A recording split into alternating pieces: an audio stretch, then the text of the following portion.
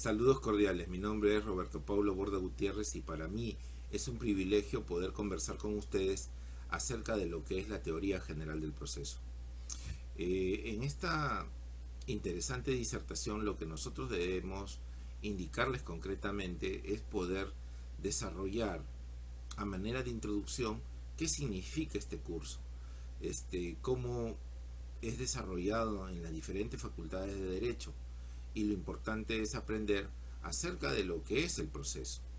Pero para ello tenemos que conceptualizar, antes de poder determinar qué es un proceso o qué significa la teoría general del proceso, determinar qué es el derecho.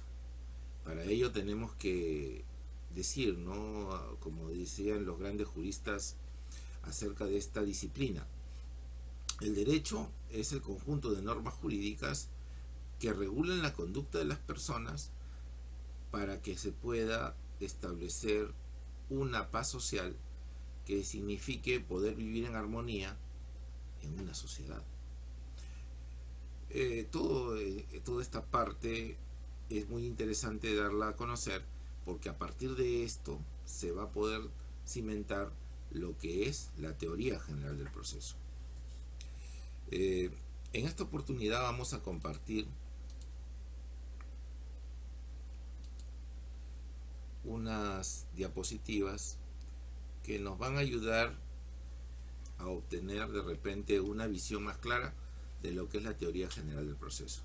La teoría general del proceso es una antesala o una forma de introducirnos al derecho procesal, y este derecho procesal se desarrolla en tal sentido de cómo se va a establecer las reglas para un determinado proceso en particular. Como les decía, el derecho busca regular la conducta de las personas que viven en sociedad.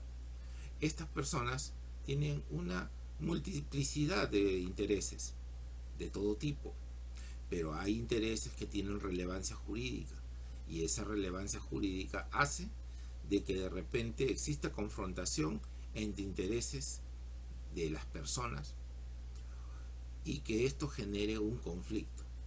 Para ello existe una persona embestida de jurisdicción, como son los jueces, y que administran justicia a través de las normas legales, a través del derecho.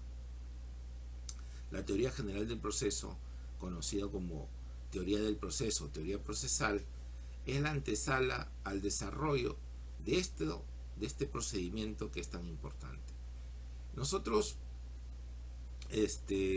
siempre tenemos que tener en consideración que existen grandes juristas como el doctor Francesco Carneluti, que nos van a dar de repente una visión más clara de lo que es la teoría general del proceso. Hay libros interesantes del doctor Francesco Carneluti, como por ejemplo libros como ¿Qué es el derecho?, o ¿Cómo se hace un proceso? Es interesante porque es un eximio jurista, de los mejor que ha existido en el siglo XX, y que sus ideas aún siguen vigentes hasta la actualidad. Para empezar, nosotros podríamos definir qué es la teoría general del proceso. Teoría, palabra que implica conjunto de reglas, principios, conocimientos acerca de una materia en especial o de una ciencia. Es la forma que nosotros tenemos para poder, digamos, conocer cuáles son sus reglas, cuáles son sus principios e instituciones de un determinado aspecto. En este caso sería del proceso, como antesala a lo que les venía diciendo acerca de lo que es el derecho procesal general, porque la ciencia del derecho procesal tiene aspectos que son comunes, instituciones que son comunes, y proceso, que es el conjunto de actos jurídicos sucesivos con el objeto de dar solución a un conflicto de intereses que surgen entre las personas y que necesariamente el órgano jurisdiccional debe solucionar. Ahí también vamos a poder de repente conceptualizar qué es litigio, ¿no? Que lo vamos a ver mucho más adelante. Pero la teoría general del proceso lo que busca es estudiar estos principios generales que son comunes en el procedimiento que se necesita o que se establece para la obtención de una solución efectiva de un conflicto de intereses puesto de manifiesto. El doctor Francesco Carneluti, dentro de su pensamiento, decía que el derecho procesal no alcanzará su cima hasta que no se haya construido sólidamente una parte general. Debemos indicar algo que es muy importante.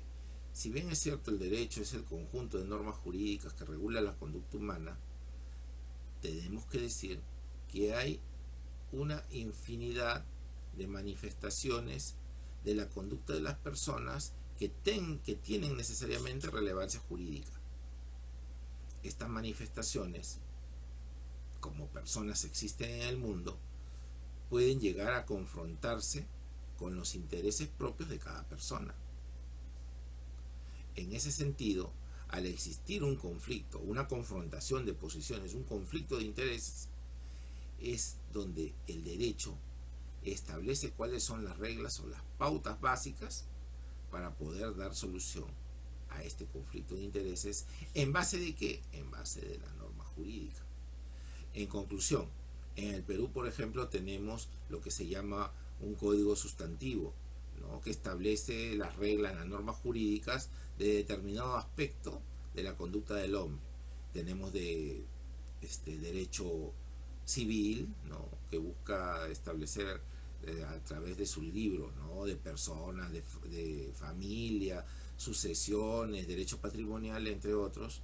También tenemos un código penal, un código de procedimientos tributarios, entre otras formas o normas que regulan la conducta del hombre en diferentes aspectos. Pero este código sustantivo que establece este conjunto de normas jurídicas necesita de otro tipo de tratado que busque establecer cuáles son las normas o las reglas del procedimiento para obtener una solución del conflicto de intereses que surja. En el Perú, digamos que para un código sustantivo, como es el derecho civil, donde está el conjunto de normas jurídicas que debe seguir, hay un código adjetivo que es el Código Procesal Civil. Igual pasa con el código sustantivo penal, con el código adjetivo Derecho Procesal Penal. Y así tenemos de la misma manera en el ámbito de la actividad laboral, el ámbito de la actividad constitucional, procedimiento general administrativo, familiar, tributario, entre otros.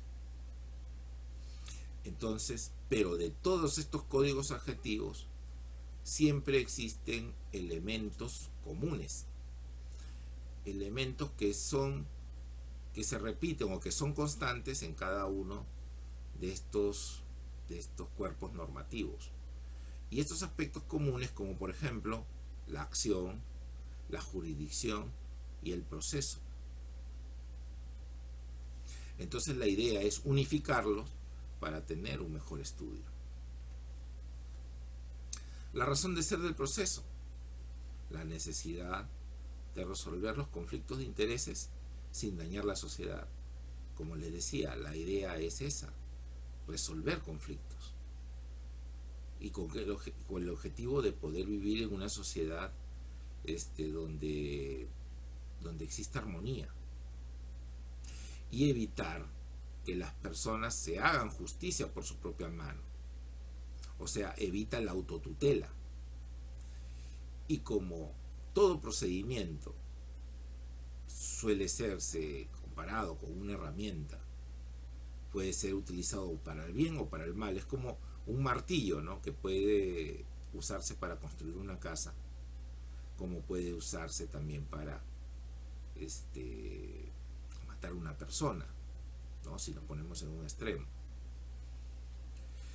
El proceso es perfectible, necesita de la ayuda de las personas para que esto funcione de una manera efectiva. Y la idea es que todos los operadores del derecho, tanto profesores como alumnos, contribuyamos para que este procedimiento sea cada vez más eficaz, ¿no? Que en mi experiencia de repente no lo es tanto, ¿no? Que vamos a establecer cuáles son puntualmente los puntos débiles del procedimiento actualmente. El derecho, ¿no?, era lo primero que hemos definido al iniciar esta conversación. Aparte digamos, de lo que es un concepto etimológico, ¿no?, lo que quiero dejar en claro acá es que el derecho, lo que es en esencia un conjunto de normas jurídicas que regulan la conducta de los hombres en sociedad. Y lo que es más importante, al existir tantas personas y estas personas tener tantos intereses con relevancia jurídica, hace que en algún determinado momento exista una confrontación de posiciones. Lo que también se debe tomar en consideración es que el derecho solamente se ocupa de aquellas normas que tienen connotación jurídica.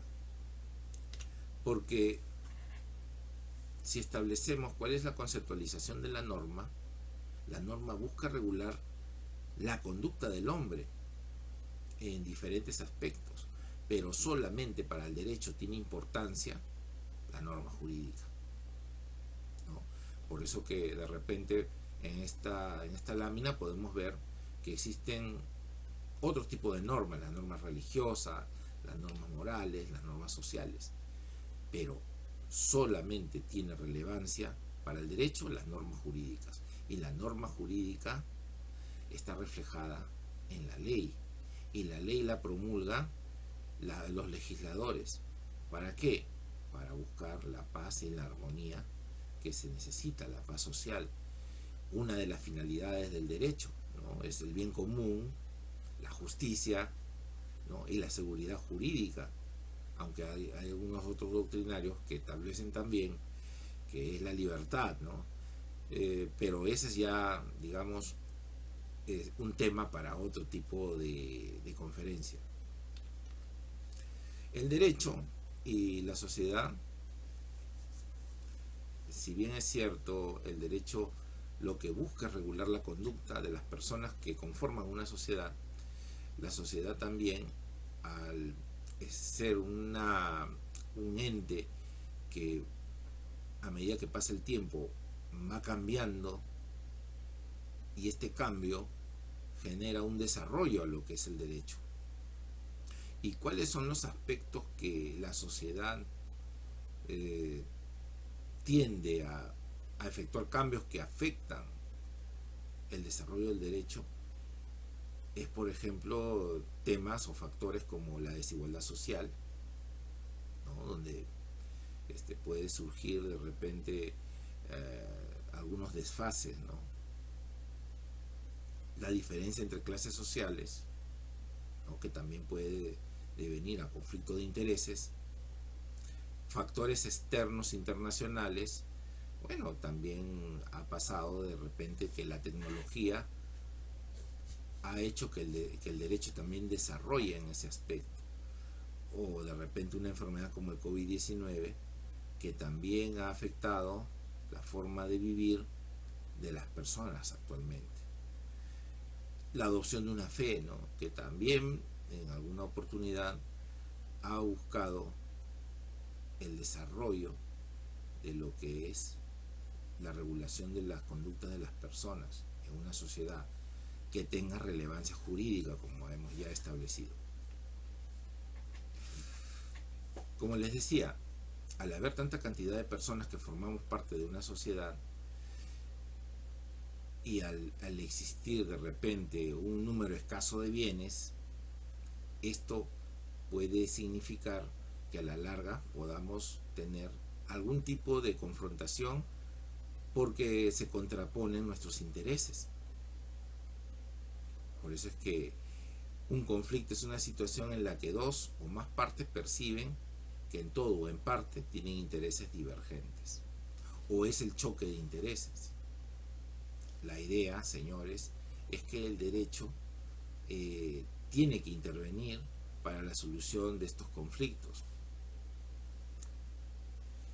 La circunstancia que se representa entre dos o más personas que tienen intereses opuestos frente a una situación, generando desacuerdo entre las partes.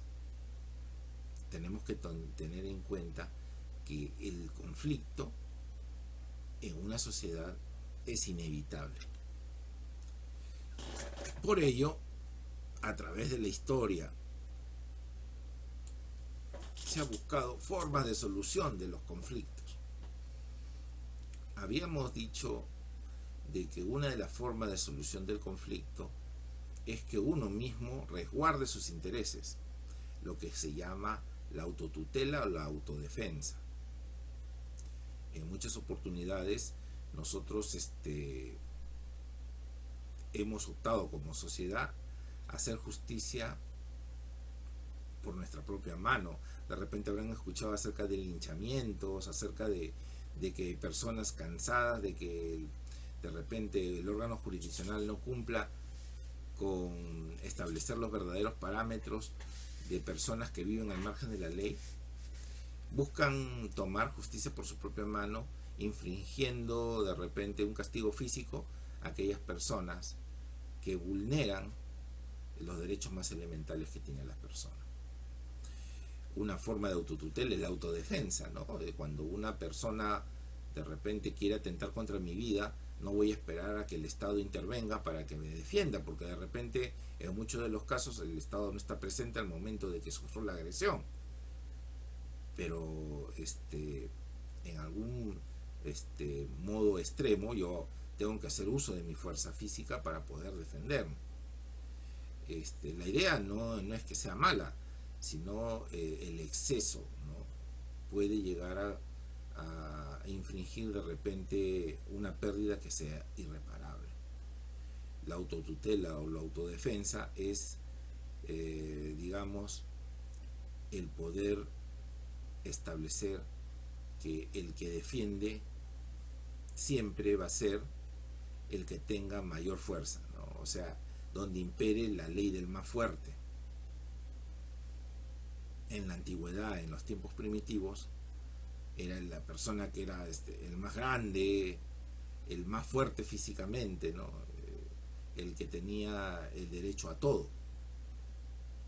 Hoy, en la actualidad, ya no es así. Lo que se busca es una igualdad, aunque ha cambiado la fuerza física por el poder económico, que de repente vamos a analizar en un video posterior. Entonces hay una forma de solucionar los conflictos como es la autotutela, o sea, defenderme yo mismo. Establecido también el derecho laboral, ¿no? Por ejemplo, el ejercicio de la huelga, ¿no? A pesar de que tiene algunos requisitos, es una forma de autodefensa. Pero, como decimos, ¿no? La autotutela es el principio, ¿no?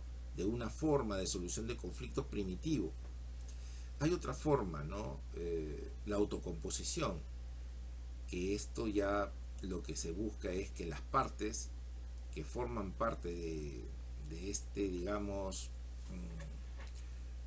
conflicto de partes contrapuestas, entre ellas busquen solución. Y esto es muy importante porque a través de, digamos, de la conciliación se puede de repente llegar a un acuerdo donde las partes puedan tener, digamos, una compensación, una forma de solución de sus divergencias. De repente en algunos casos cediendo alguna parte con el objetivo de ¿qué? De obtener la paz social. Y otra de las formas de solución de conflicto, que es la que nos interesa, es la heterocomposición, donde un tercero dirime el conflicto de intereses. Y es en la heterocomposición donde nosotros nos vamos, digamos, a desarrollar el curso de la teoría general del proceso.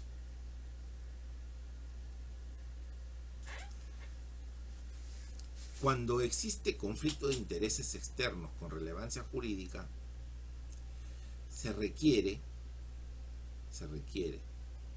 para dar solución a este conflicto de intereses un tercero que va a dirimir este conflicto.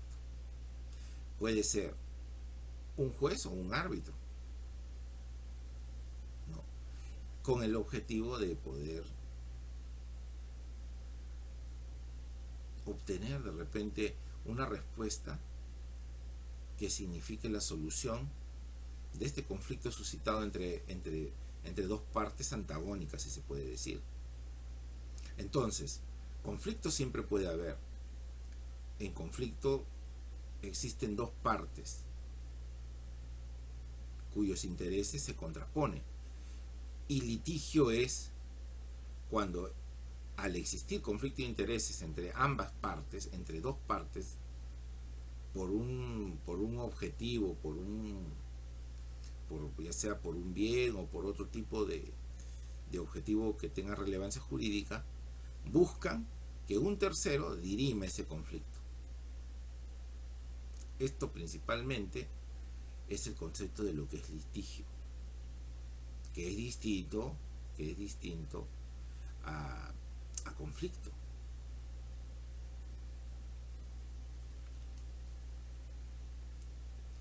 En otras palabras, es el conflicto de intereses caracterizado por la existencia de la pretensión de uno de los interesados y la resistencia del otro u otros para satisfacerla. Y en este conflicto necesariamente tiene que existir una parte que dirima este conflicto de intereses. Entonces ya vamos llegando a lo importante, ¿no? La teoría general del proceso es la antesala al desarrollo del derecho procesal, porque la teoría general del proceso, como tratado, como conjunto de conocimientos, principios, ¿no?, busca cuáles son las instituciones, busca el estudio de las instituciones que le son comunes al proceso. Y el proceso es un conjunto de actos jurídicos sucesivos que sirven para resolver conflicto de intereses. Es un todo grandioso que nos ayuda, que ayuda al derecho a estudiar la mejor manera para que este proceso sea ágil, para que este proceso sea mejor y que busque su objetivo, ¿no?, que es la solución del conflicto de intereses existentes. Y el derecho procesal ya se enfoca a una parte particular de este derecho, ¿no? Como les decía, en el Perú al menos hay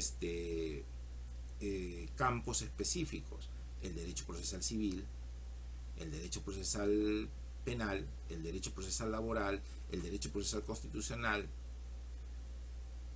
el derecho de procedimiento general administrativo, ¿no?, que busca en cada ámbito en particular desarrollar el proceso y la forma de cómo se puede llegar al desarrollo de la solución de un conflicto de intereses suscitado en cada uno de esos campos. Esto es lo importante, ¿no?, porque tanto proceso como procedimiento son partes son, digamos, no es lo mismo, y que el proceso forma parte de un todo, ¿no? Y el procedimiento es la parte material de lo que se quiere alcanzar. Entonces acá en este cuadro podemos ver algo interesante. El procedimiento es la acción o modo de obrar como consecuencia del desenvolvimiento del proceso. Parte.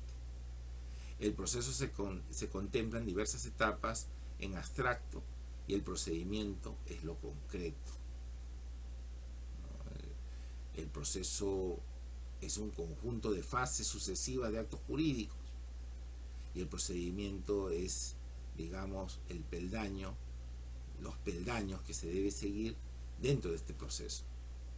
Todo proceso requiere para su desarrollo un procedimiento, no todo procedimiento es un proceso.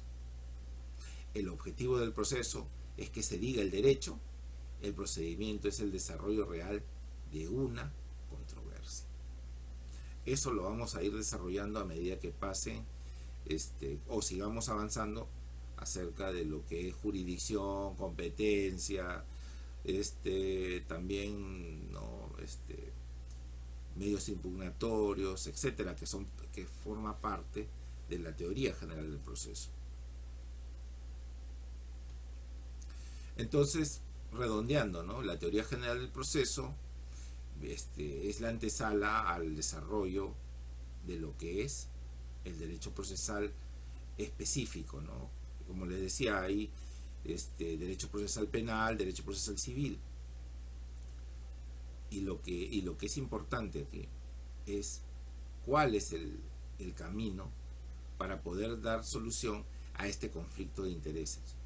Si bien es cierto, existen varios tipos de procedimiento para obtener la solución de un conflicto de intereses,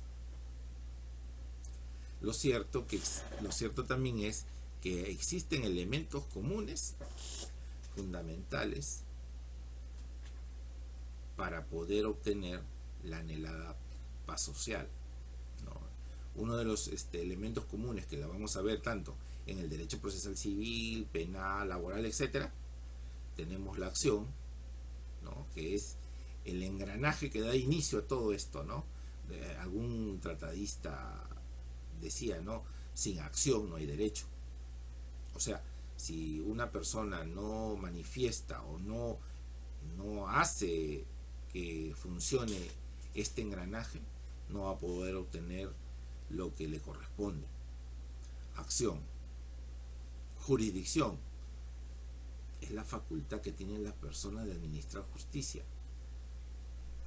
Es lo que sirve de impulso. ¿A qué? Al proceso, que lo que busca es la solución del conflicto de intereses. Estos elementos fundamentales se encuentran tanto en el derecho procesal civil, derecho procesal penal, derecho procesal laboral, etc.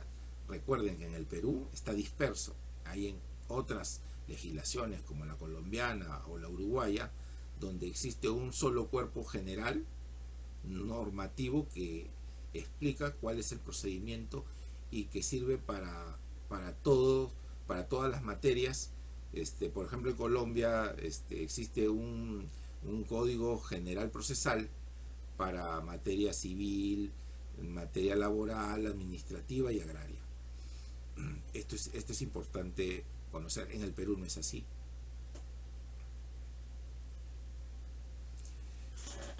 Y lo que vamos a desarrollar como acto seguido es cuáles son las etapas de este proceso. ¿Para qué? Para obtener la solución de un conflicto de intereses. Generalmente está dividido en 5 etapas, ¿no? La primera etapa, la etapa postulatoria, donde cada persona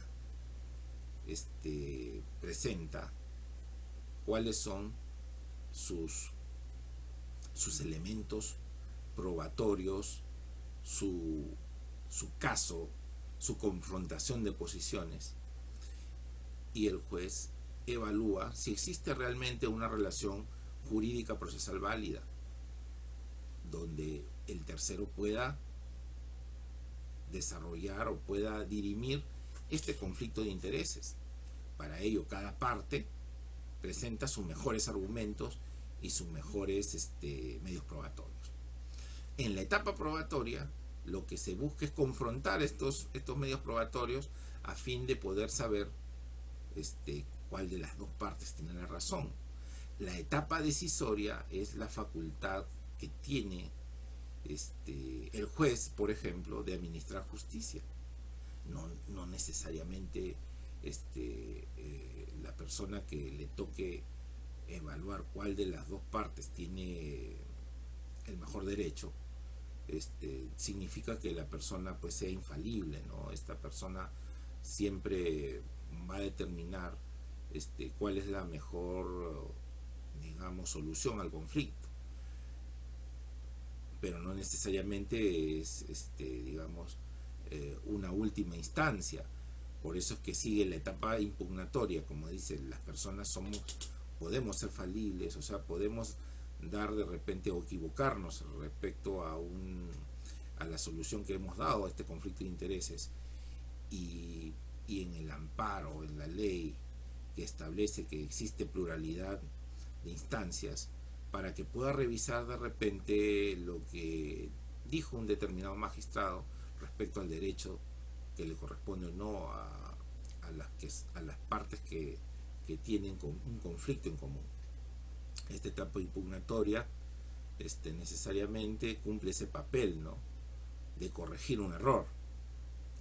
Y finalmente la etapa ejecutoria, que busca cumplir la decisión final de los magistrados y que da cumplimiento a lo que se ha dirimido en una oportunidad.